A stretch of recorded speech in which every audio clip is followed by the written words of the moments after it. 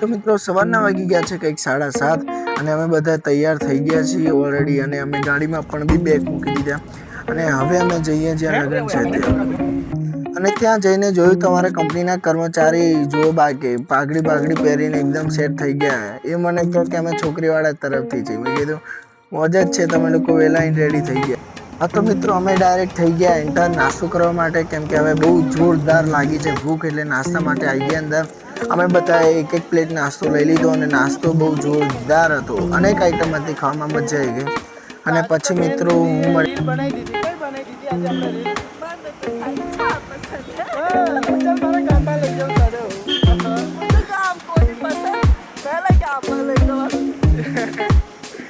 અમે બધા સોડા પીવા આવેલા જો નાસ્તો પણ થઈ ગયો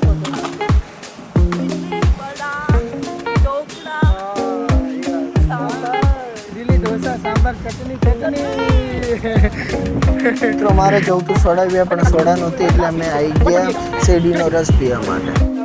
પછી મહેમાનો માટે મોટો હોલ રાખ્યો હતો તો ત્યાં પહોંચી ગયા અને ત્યાં પહોંચીને અમે ચાલુ કરી દીધું ક્રિકેટ રમવાનું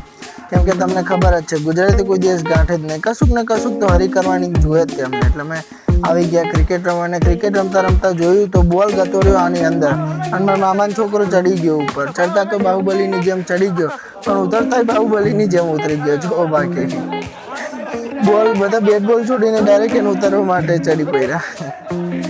જો પછી મારા પપ્પા આવી ગયા બેટિંગમાં પછી મિત્રો અમે બપોરે જમ્યા નથી કેમ કે અમારે લેટ હતું તો અમારે હજી આબુ જવાનું છે ત્યાં હોટલ પણ બુક કરી છે તેના માટે લેટ ના થાય એના માટે અમે વહેલા નીકળી ગયા અમે સૌ ગાડીમાં બેસીને જોઈ શકો છો અને મિત્રો આપણે ત્યાં કેવું ગુજરાતમાં રસ્તા પર ગાયો ભેંસો જોવા મળે ચાલતા પણ આ તો ઊંટ જોવા મળે ચાલતા કેમ કે રાજસ્થાન એરિયો રહ્યો એટલે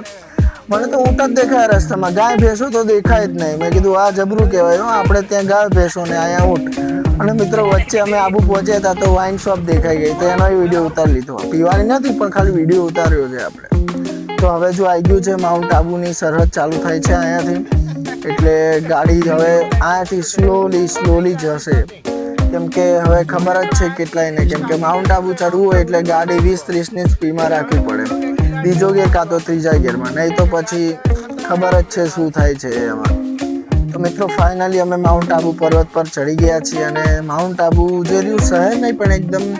ગામ જેવું લાગે એમ તમને એવું લાગે કે પર્વતની ટોચ પર નાનું એવું ગામ કેમ આવ્યું હોય એવું તમને લાગે અને માઉન્ટ આબુ ફરવા જેવું છે હું તો ફર્સ્ટ ટાઈમ આવ્યો છું તમે કેટલી વખત આવ્યા તમે જરૂરથી કોમેન્ટ કરજો હવે અમે શોધીશું અમારી હોટલ છે હોટલ હિલટોન તો ત્યાં જવાનું છે તો મેપ ખોલીને આવી ગયા હોટલ